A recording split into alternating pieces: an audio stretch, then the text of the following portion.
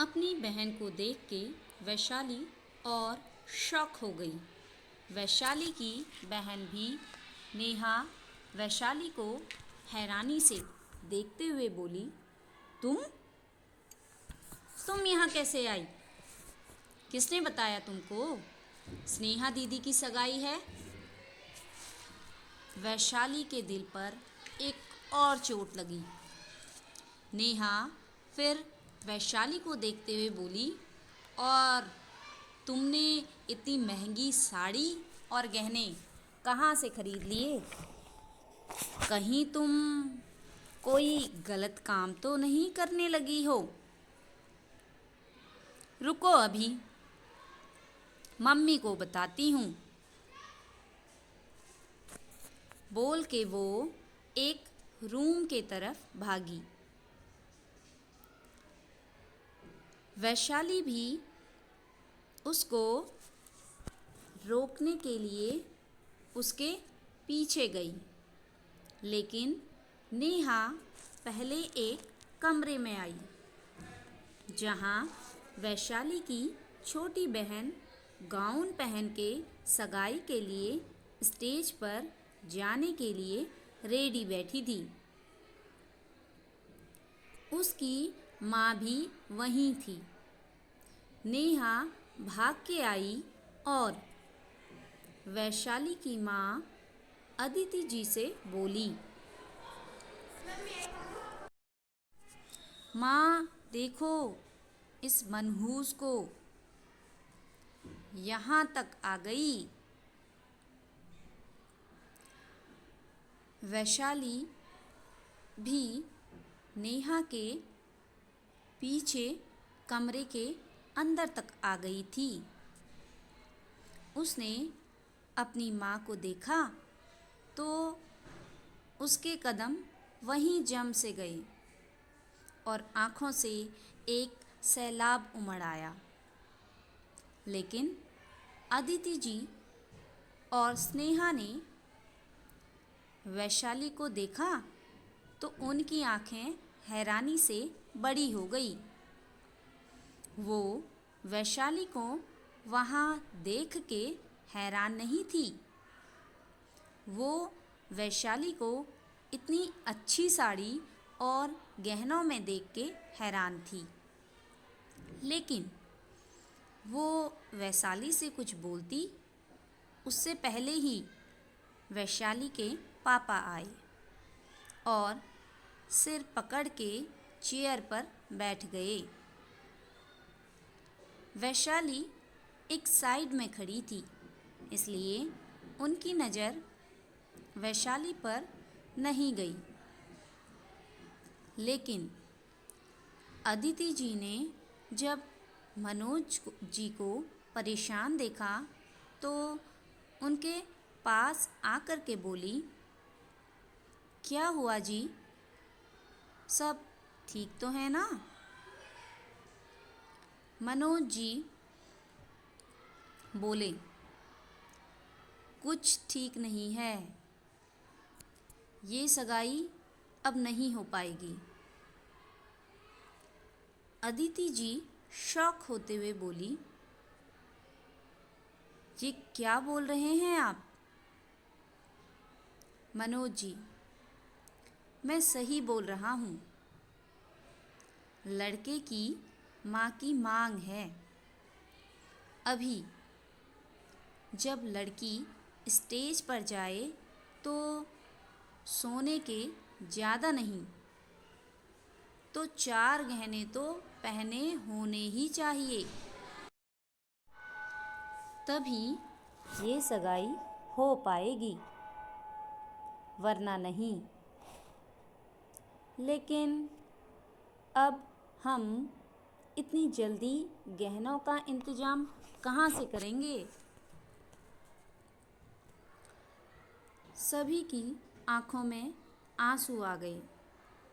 वैशाली भी हैरान हो गई, लेकिन उसको ये भी पता था, उसको ये समझ में आ रहा था कि सुषमा जी ने ये सब उसको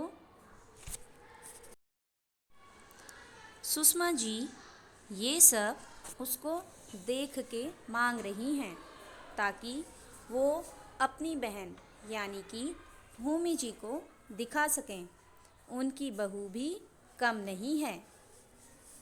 स्नेहा वहीं चेयर पर बैठ गई।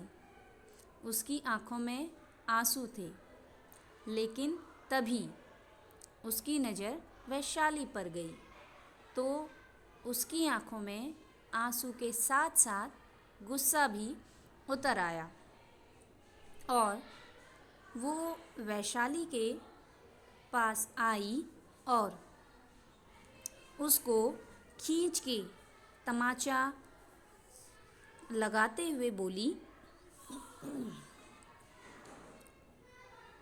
क्यों आई हो? क्यों आई हो तुम? वैशाली अंदर तक हिल गई क्योंकि स्नेहा उसकी छोटी बहन थी और उसकी छोटी बहन ने उसके ऊपर हाथ जो उठा दिया था वह अंदर तक कांप गई और उसका अंदर तक कांप जाना स्वाभाविक भी था। मनोज जी ने जैसे ही तमाचे की आवाज़ सुनी तो अपना सिर उठा करके सामने देखा तो वैशाली खड़ी थी और वैशाली को देख के उनको पहले हैरानी हुई, फिर गुस्सा आ गया, लेकिन उनसे पहले स्नेहा वैशाली को धक्का देकर बोली, मनहूस कहीं की, तू यहाँ है? इसीलिए मेरी शादी टूटने पर आ गई। जानबूझ के आई है ना? जा यहाँ से। यहाँ जानबूझ के इसलिए आई ताकि मेरी शादी तोड़ सके। वैशाली अपना सिर ना में हिलाने लगी। मनोज जी भी वैशाली की तरफ बढ़े, लेकिन अदिति जी ने उनका हाथ पकड़ के रोक लिया और आँखों से कुछ इशारा किया। मनोज जी शांत पड़ गए।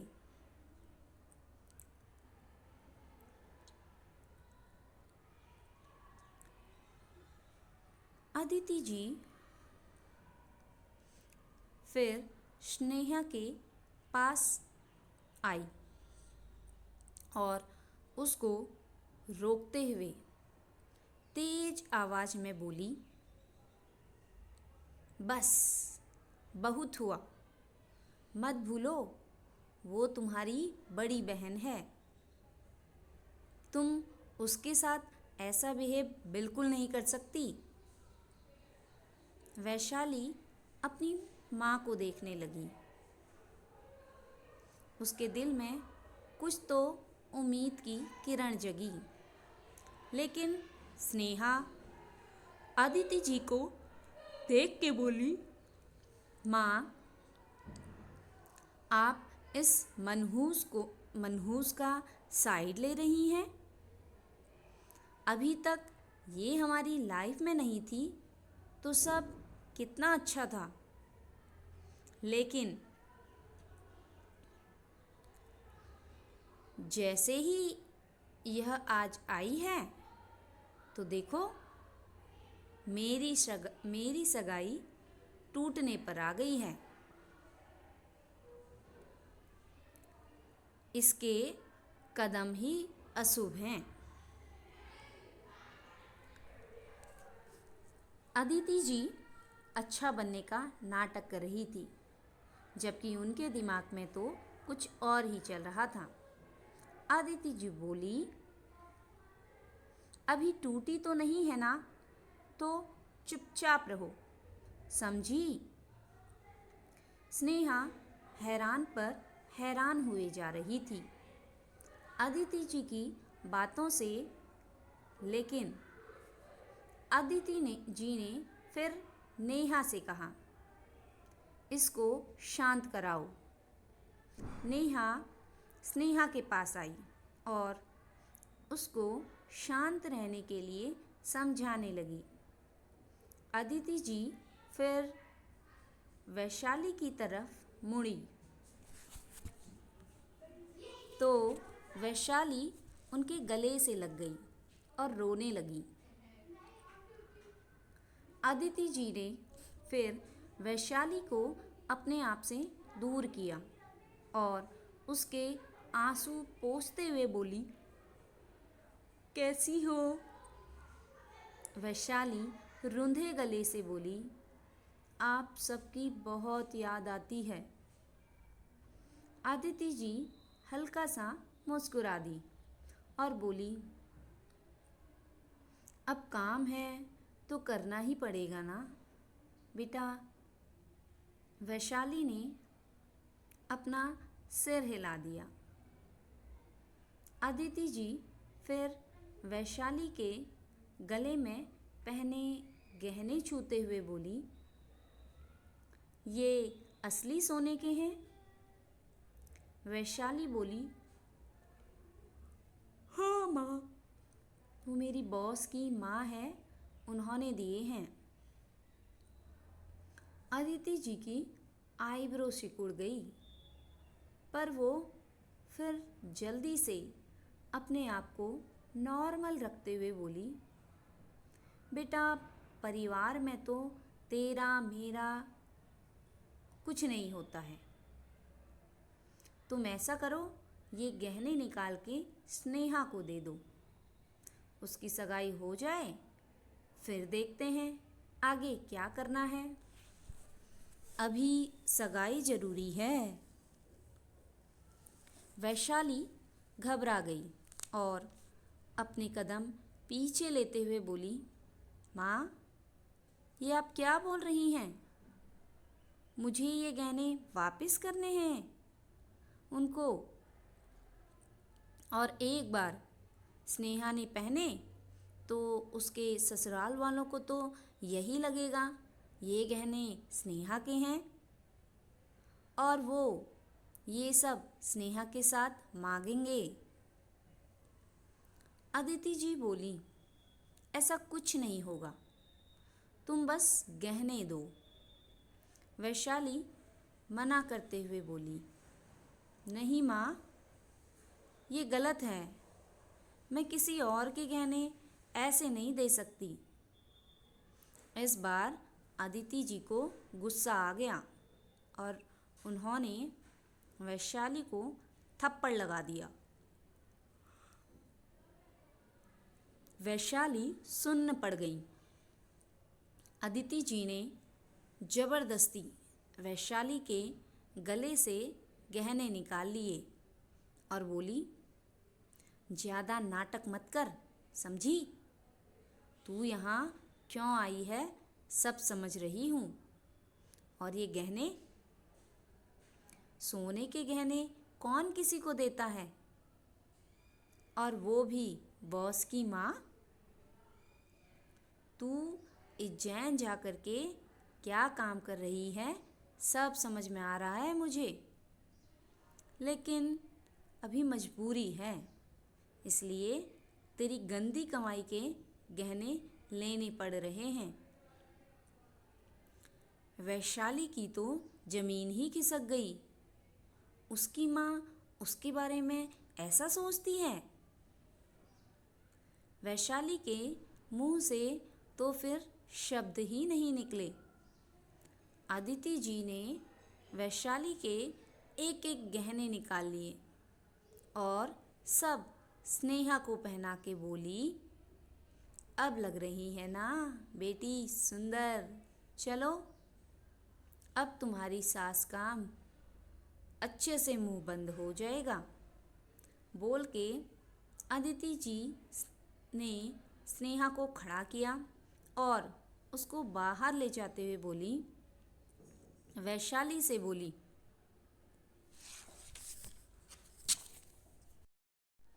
इसी कमरे के अंदर रहना, समझी? हमने बोला है हमारी बड़ी बेटी मर गई। वैसे भी तूने यहाँ आकर मनहूसियत फैला दी है। अगर आगे कोई भी गड़बड़ हुई तो बता रही हूँ, चमड़ी उधेड़ दूंगी। बोल के अदिति जी चली गई। बाकी सब भी चले गए तो वैशाली अब संभल ही नहीं पाई और लड़खड़ा के जमीन पर बैठ के जोर जोर से रोने लगी। वहीं जब सुषमा जी को ये बात पता चली कि उनकी बहू गहने पहन के आ रही है तो वो जी को ढूंढते हुए आई और ज़बरदस्ती उनको स्टेज पर ले गई। भूमि जी इतनी देर से वैशाली के वापस न आने पर घबरा रही थी, लेकिन जैसे ही उन्होंने वैशाली के गहने स्नेहा के गले में देखे तो शॉक हो गई। भूमि जी वैशाली के एक एक गहने को अच्छे से पहचानती थी और गहनों का एक जैसा होना कॉमन था, लेकिन सारे के सारे गहने सेम होना ये सही नहीं था। ऊपर से वैशाली भी इतनी देर से गायब थी तो भूमि जी को शक हुआ और वो तुरंत बोल पड़ी, ये तो मेरी बहू के गहने हैं। सभी भूमि जी और फिर स्नेहा को देखने लगी। सुषमा जी ने भी जब गहने ध्यान से देखे तो वो भी पहचान गई, क्योंकि उनकी नज़रें तो पहले से गहनों पर थी। भूमि जी की बात सुन के तो वैशाली की फैमिली थोड़ा घबरा गई, लेकिन अदिति जी बात को संभालते हुए बोली, बहन जी ये कैसी बात कर रही हैं? हम तो जानते तक नहीं आपकी बहू कौन है। वैसे ही मुहूर्त का आधा समय तो बीत चुका है, पहले सगाई कर लें।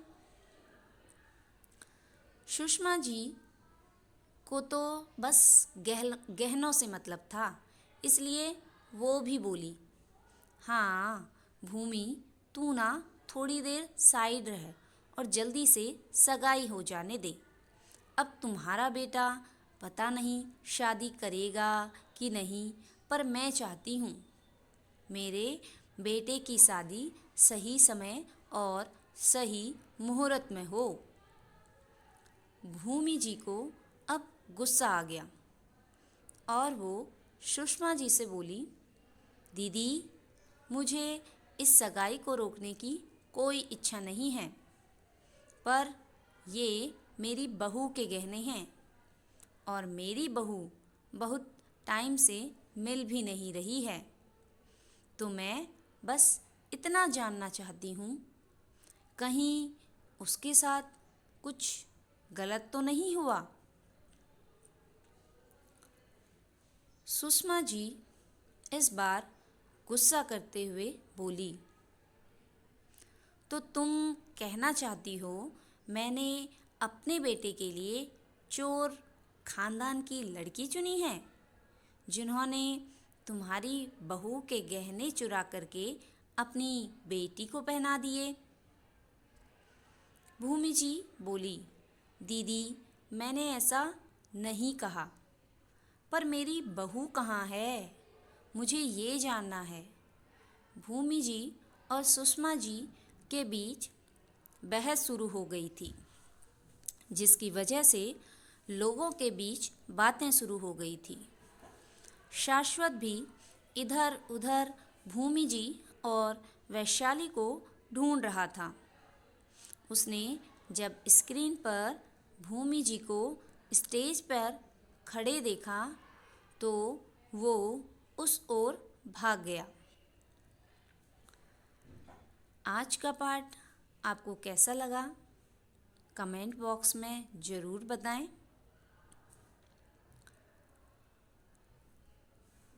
Thank you.